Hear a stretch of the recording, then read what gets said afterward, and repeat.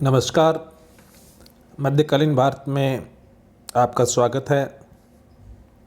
आज हम तुगलक वंश के अंतर्गत तीसरे भाग में मोहम्मद बिन तुगलक के कुछ महत्वपूर्ण कार्यों का अध्ययन करेंगे। मोहम्मद बिन तुगलक के प्रथम भाग में हमने उसके राज्यारोहण, उसके प्रारंभिक जीवन और किस प्रकार से उसने अपने गृह नीति की शुरुआत की सुधारों के साथ, उसका अध्ययन हमने पिछले चैप्टर में किया था। आज हम उसी क्रम में उसके कुछ अन्य महत्वपूर्ण नवाचारों या सुधारों को हम देखने का प्रयास करेंगे कि वो कैसे थे और उनका परिणाम क्या रहा। समस्त राज्य के लिए एक समान राजस्व व्यवस्था कायम करने के प्रयास के बाद मोहम्मद तुगलक ने एक और अभिनव प्रयोग किया और वह था कृषि विभाग नामक एक नए विभाग का निर्माण। मोहम्मद तुगलक चाहता था कि राज्य की आय बढ़े, परंतु आय बढ़ाने के लिए वह टैक्स बढ़ाने के अलावा कुछ अन्य तरीकों के ऊपर भी ध्यान दे रहा था। दोआब में कर वृद्धि का जो परिणाम हुआ, उसके बाद उसने आय वृद्धि के लिए कुछ वैकल्पिक रास्तों की तलाश करने की कोशिश की और उसी के अंतर्गत उसने कृषि भूमि विस्तार के द्वारा राज्य की आय वृद्धि के लिए एक नया प्रयोग किया। उसने दीवान ए कोही नामक एक नए विभाग का निर्माण किया, जिसका कार्य कृषि से संबंधित देखरेख करना था और इसका मुख्य उद्देश्य कृषि योग्य भूमि का विस्तार करना था। इसके लिए पहले 60 वर्ग मील भूमि का एक विशाल भूक्षेत्र चुना गया और उसको उपजाऊ बनाकर उसमें फसलें बदल बदल कर बोने का निश्चय किया गया। ये जो भूमि थी, इस भूमि को जो उत्सुक थे लोग या इंटरेस्टेड थे कृषि करने के लिए, खेती करने के लिए, या जो गरीब थे उन लोगों को दे दिया गया और कृषि विस्तार के लिए लगभग 2 वर्षों में उन लोगों को राजकोष से 70 लाख टंके का ऋण दिया गया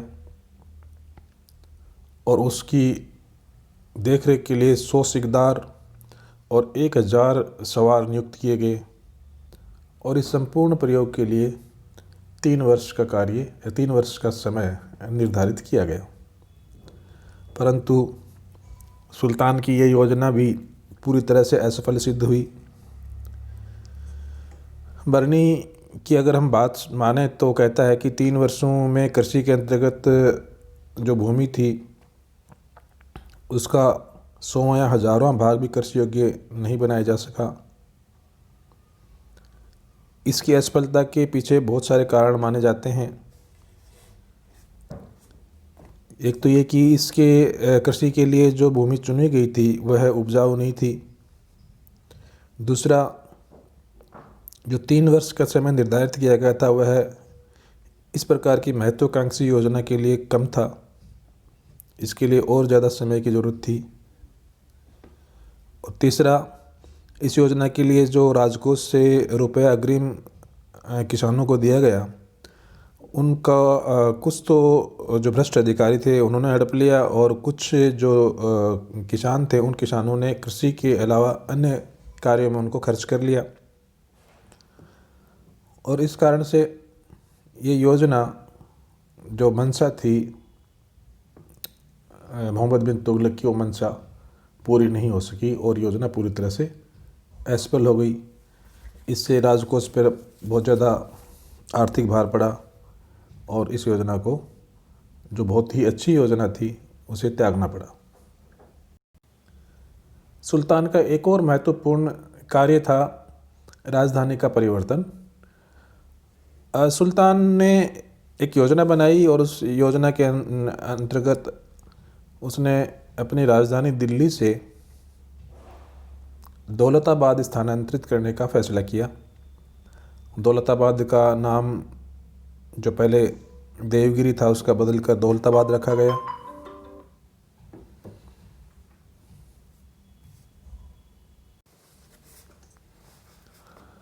और ये जो देवगिरी या दौलताबाद था वो माना जाता है कि दिल्ली से लगभग 1500 किलोमीटर दूर था। और सुल्तान ने निर्णय ले लिया कि उस राजधानी का परिवर्तन किया जाएगा। इस निर्णय के पीछे कारण क्या थे, इसके विषय में समकालीन इतिहासकारों और कुछ अन्य विद्वानों के अलग अलग मत हैं। समकालीन इतिहासकारों की अगर हम बात करें तो बर्नी, इब्न बतूता और इशामी ने इसके अलग अलग कारण बताए हैं। बर्नी ने लिखा है कि जो दौलताबाद था, ये दौलताबाद सल्तनत के केंद्र में था और दौलताबाद से सल्तनत के विभिन्न स्थलों जैसे दिल्ली, गुजरात, लखनौती, सतगांव, सोनारगांव, तेलंग, माबर, द्वार समुद्र, कामपिल्ले लगभग समान दूरी पे थे और इसलिए इनके ऊपर नियंत्रण बनाए रखना सुल्तान के लिए आसान था। इस कारण सुल्तान ने दिल्ली के स्थान पर दौलताबाद को अपनी राजधानी बनाने का निर्णय लिया। इब्न बतूता बताता है कि दिल्ली के नागरिकों ने सुल्तान के नाम से गालियों से भरे पत्र लिखकर रात के समय उसके दरबार में फेंक देते थे और अमूमन ये ऐसा करते रहते थे। इससे सुल्तान उनकी इस कार्रवाई से परेशान हो गया, दुखी हो गया और उनको दंडित करने के लिए दिल्ली को उजाड़कर उसकी जगह देवगिरी को नई राजधानी बनाने का उसने निर्णय लिया। जबकि इशामी लिखता है कि सुल्तान चूँकि दिल्ली के नागरिकों से नाराज़ था, परेशान था, इसलिए उनकी शक्ति को तोड़ने के लिए वह दक्षिण भारत में अपनी राजधानी ले जाना चाहता था। एक प्रकार से इशामी इब्न बतूता की इस कथन का ही समर्थन वो करता है। परंतु जैसा कि आप समझ सकते हैं कि इनमें से सबसे उपयुक्त कथन किसका हो सकता है। इब्न बतूता और इशामी के कथनों में कोई ज़्यादा सा तर्क समझ में नहीं आता। एक और तथ्य ये रखा जाता है कि दिल्ली चूँकि उत्तर पश्चिम के ज़्यादा नज़दीक थी और इसलिए उस साइड से होने वाले मंगोल आक्रमणों से सुरक्षा करने के लिए सुल्तान ने निर्णय लिया था। ये मत गार्डन चाइल्ड का था। इसके अलावा आधुनिक इतिहासकार मेहदी हुसैन ये कहते हैं कि दक्षिण में मुसलमानों की कमी थी और उस कमी को पूरा करने के लिए और मुस्लिम संस्कृति को फैलाने के लिए सुल्तान ने कदम उठाया। इन सभी मतों में बर्नी का मत कहीं ज़्यादा उपयुक्त लगता है कि सुल्तान की नज़र में जो दौलताबाद था वो सल्तनत के केंद्र में था भौगोलिक रूप से और इसलिए वहाँ से सभी प्रदेशों के ऊपर समान रूप से नियंत्रण बनाए रखना उसके लिए आसान था और इसलिए उसने राजधानी परिवर्तन का ही बहुत महत्वपूर्ण कदम उठाया। राजधानी परिवर्तन का निर्णय करने के उपरांत सुल्तान ने दिल्ली के सभी नागरिकों को, जिसमें पुरुष, स्त्रियां और बच्चे शामिल थे, उन्हें दिल्ली छोड़कर दौलताबाद प्रस्थान करने के लिए आदेश दे दिया। अधिकतर लोग दिल्ली छोड़ना नहीं चाहते थे क्योंकि लंबे समय तक रहने के कारण उनका दिल्ली में व्यवसाय था, अनुराग था, सारे सामाजिक संबंध थे। परंतु कहते हैं कि मोहम्मद बिन तुगलक उन सभी को ले जाने के लिए एक प्रकार से अड़ा हुआ था। अगर हम इब्न बतूता की बात माने तो वो कहता है कि सुल्तान ने पूरी दिल्ली की तलाशी लेने का आदेश दिया और उस तलाशी में एक अंधा और एक लंगड़ा मिला जो दौलताबाद जाने के लिए तैयार नहीं थे। और इब्न बतूता कहता है कि लंगड़े आदमी का वध कर दिया गया और अंधे आदमी को दौलताबाद तक घसीटा गया और उसका परिणाम ये हुआ कि दौलताबाद पहुँचते पहुँचते उसकी एक ही टांग राजधानी तक पहुँच सकी। और सुल्तान ने महलों के ऊपर उजड़े हुए जो नगर था उसका दृष्टिपात किया और उसे देखा कि कोई भी रसोई घर से चिमनी से धुआं नहीं आ रहा, तो उसे बड़ा संतोष हुआ। तो उनकी इन बतौदा कि इन बातों पे ज़्यादा तार्किक रूप से सहमत होना संभव नहीं है, परंतु ये है कि सुल्तान ने दिल्ली के लोगों को नई राजधानी की प्रस्थान करने के लिए आदेश दिया था। और ये भी सही है कि सुल्तान ने दिल्ली से दौलताबाद तक के मार्ग में लोगों के आराम और सुविधा के लिए बहुत ही प्रशंसनीय प्रबंध भी किए थे। उसने लगभग 700 मील लंबी सड़क के किनारों पर अस्थायी झोपड़ियाँ खड़ी की, उनको मुफ्त में भोजन और पेय बांटा गया, छायादार पेड़ लगवाए गए जिससे कि लोगों को आराम मिले। तो इस प्रकार की समस्त प्रकार के प्रबंध सुल्तान ने करने के प्रयास किए, परंतु फिर भी सुल्तान की ये योजना पूर्ववर्ती अन्य योजनाओं की तरह ही असफल सिद्ध हुई, क्योंकि जो लोग वहाँ गए थे वो दिल्ली को नहीं भूल पाए और सुल्तान का ये निर्णय कि सभी लोग दिल्ली छोड़कर वहाँ जाएं, उससे भी जनता में असंतोष का माहौल बन गया था।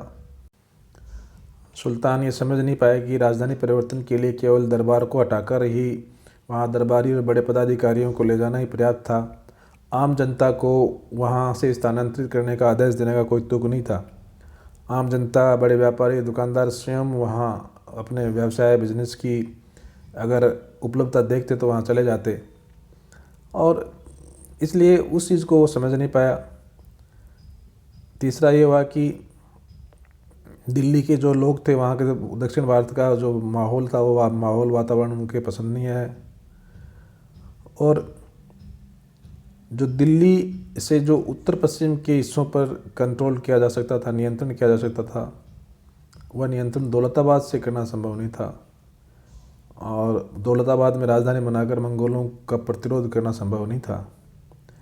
तो इस प्रकार इन समस्त कारणों से सुल्तान ने फिर से लोगों को दिल्ली लौट जाने का आदेश दिया, और उसको समझ में आ गई कि इसकी योजना पूरी तरह से असफल सिद्ध हो गई है। हम सुल्तान के पक्ष में केवल एक ही बात कह सकते हैं कि उसने जो योजना बनाई थी उसके लिए लोगों को ज़्यादा परेशानी नहीं हो उसके लिए पूरा प्रबंध किया था, परंतु ये योजना भी उसकी पूरी तरह से असफल हुई। ना तो दौलताबाद पूरी तरह से बच सका, और जो दिल्ली उजड़ गया था उसको बचने में, वापस से उसका अपना वैभव प्राप्त करने में काफ़ी समय लगा।